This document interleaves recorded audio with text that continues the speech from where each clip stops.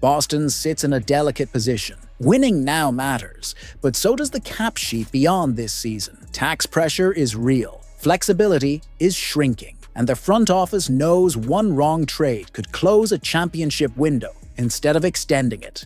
Great to get a little closer, maybe making changes. I think the whole league, from everything, especially as you start to talk about those things with other teams, as you go to all the college tournaments that were a couple weeks ago, and then now the fact that a lot of the league can be traded, right?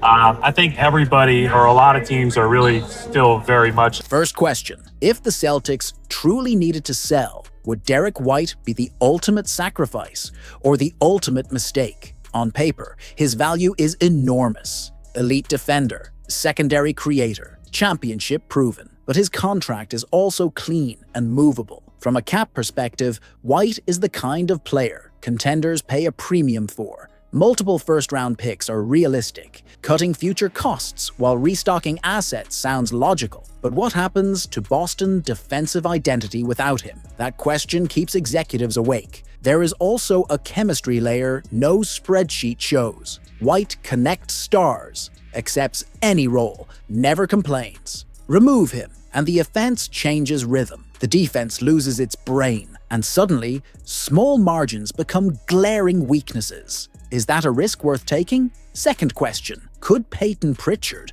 be more valuable to another team than to Boston right now? His contract runs through the 2028 season at a fraction of the cap. Shooting, ball handling, rebounding beyond his size, effort on defense. From a trade rules angle, Pritchard is gold. Cheap salary matching, long-term control. Teams chasing depth love that profile. But here is the twist. Boston relies on his stability when stars sit. Trading him creates a silent hole no headline covers. Would he accept being moved after earning trust internally? Would the locker room read that as a cold business signal? Stevens values continuity, yet the math says his value may never be higher. That tension defines this deadline. Boston is winning without its main star. That alone changes everything. A solid net rating, a playoff position, and internal belief are colliding with cap limitations and unfinished roster construction. This is no longer about patience.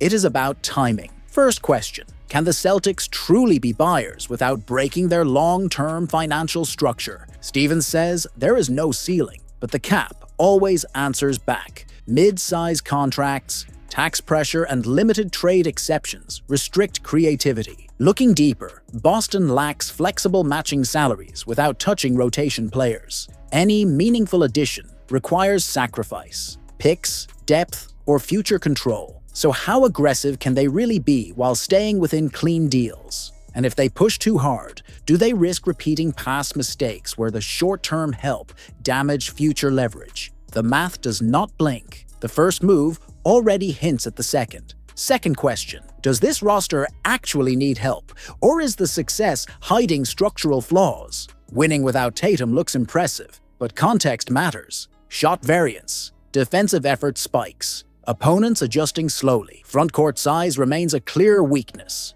Rebounding margins shrink in playoff-style games. Rim protection is inconsistent. Adding a veteran big sounds logical, but which role would he accept? And would that disrupt current chemistry? History shows young groups can resist hierarchy changes. One wrong personality fit can undo trust built in adversity. The tape shows promise, but also fragility. That balance is dangerous. Third question: is Brad Stevens testing the market or sending a message to his own locker room? Publicly removing the ceiling raises expectations internally. Players hear that, agents hear that, rival executives hear opportunity, but every buyer becomes a target. Prices rise, leverage drops. The Celtics must decide if internal growth outweighs external upgrades. The boldest choice might be restraint disguised as confidence. So let me ask you this. If you were holding the keys, would you raise the ceiling now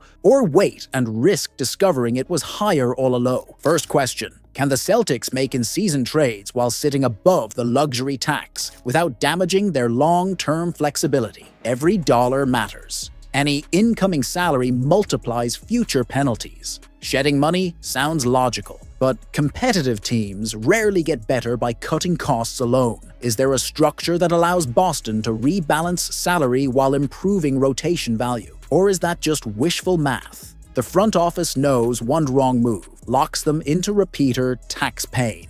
The numbers force discipline, but discipline can also cost momentum. That tension is the first cliffhanger. Second question, is the current success masking a roster flaw that will be exposed in playoff-level basketball? Jaylen Brown has carried the offense. Effort has spiked, but size and rim protection remain unresolved. Adding a front-court piece feels obvious. Yet who accepts limited touches and fluctuating minutes? Would a veteran disrupt the trust built in adversity? Chemistry is fragile when roles shift mid-season. And how does that fit within cap rules? Matching contracts without gutting depth is not simple. Every scenario creates a new problem. The solution may not be as clean as it sounds. Third question, is Brad Stevens signaling to the league or testing his own locker room belief? Saying there is no ceiling raises expectations internally. Players hear ambition. Agents sense opportunity. Rivals smell leverage. But openness also invites overpricing. Buyers pay premiums.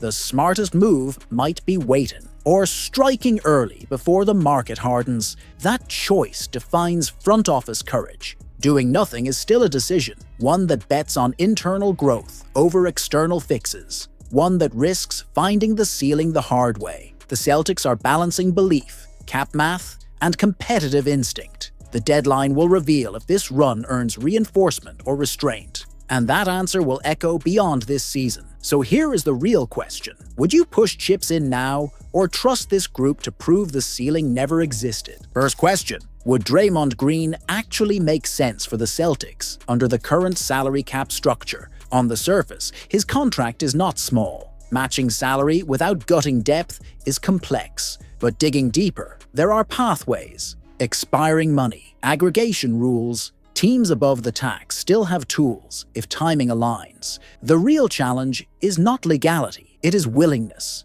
Would Boston sacrifice flexibility for immediate control? And then comes the risk. Once you commit to a contract like this, there is no quiet exit. That is the first cliffhanger. Second question, can Draymond Green coexist with a Celtics locker room built on balance and shared leadership? His value is not points, it is voice. Defense calls, offensive orchestration. Boston already has strong personalities. Jaylen Brown leads by force. Veterans value structure. Would adding a dominant voice elevate accountability or fracture chemistry? Would Green accept a role that is influential but not central? History says he amplifies teams with clarity, but punishes teams without it. That line is thin, and Boston is walking right on it. Third question, is this the type of move Brad Stevens would even consider philosophically? The Celtics have leaned younger, flexible, and financially disciplined, yet Draymond is a playoff multiplier. Switch defense,